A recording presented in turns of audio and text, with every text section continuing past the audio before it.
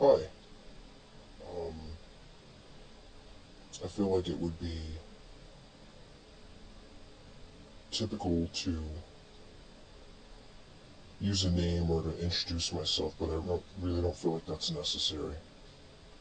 I think if I continue to do these, I'll be understood well enough without feeling like I have to have an identity of any kind.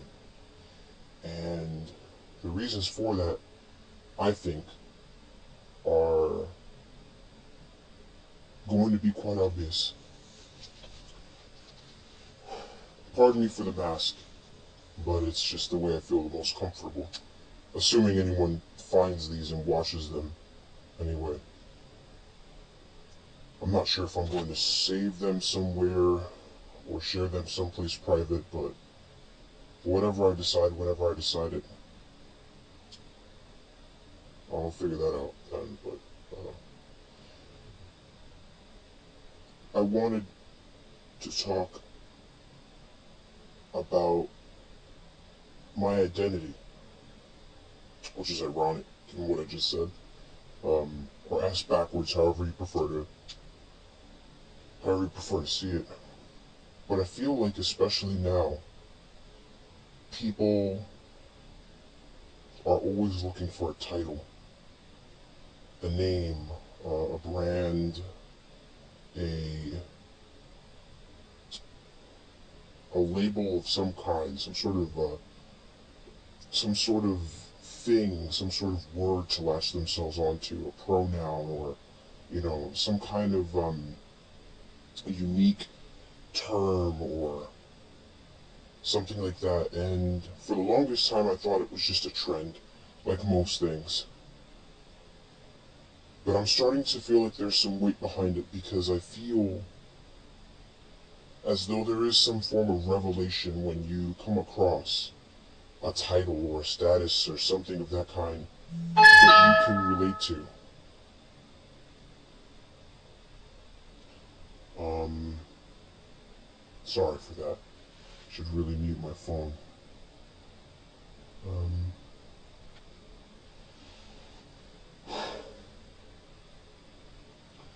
I have discovered the term non-person. By definition, someone who is considered non-existent or without rights. Someone who is not real, someone who's not there. And for the first time, I feel as though I have found something that I can relate to in that. I don't say it from a place of victimhood, but rather in assessment of where I feel I stand in my life and in the lives of others around me. And I don't have a problem with it. I don't, I'm not upset. I'm not angry. Disappointed at best, but not upset. I feel like someone who has enough self-awareness to understand all of the problems that they face, but not enough care or desire to do anything about them.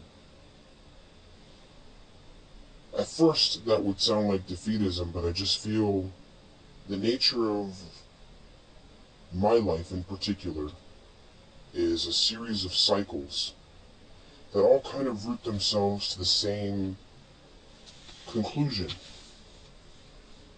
And I used to think of these moments as depressing or exhausting, but the reality of it is that they are just moments of respite. They are moments of self-awareness where I'm not trying so hard to prove something or to get some kind of resolve, either from myself or a situation or someone else. I become so exhausted that I just feel completely non-existent. I feel dejected. But more than that, I feel like a non-person. And maybe it is depression. The odd catharsis I feel with this identity, with this sentiment. Maybe it is some form of relief to me that I shouldn't have, but I have it. I feel like we as people spend so much of our time trying to undo things that can't be undone, or to explain things that really don't change once you know. It's kind of like magic. You can care about the answer, but, you know, the beauty of seeing it the first time is one and done. Understanding it is just a matter of scratching an itch. But, maybe that's just me being a pessimist, who's to say? In any event, I feel like during moments like these, where my exhaustion is at its peak, and I resonate with this identity, this term, or when I think the most clearest, when I have the most clarity. Get me fumbling my words while trying to talk about clarity. I feel a sense of clarity that is almost unparalleled.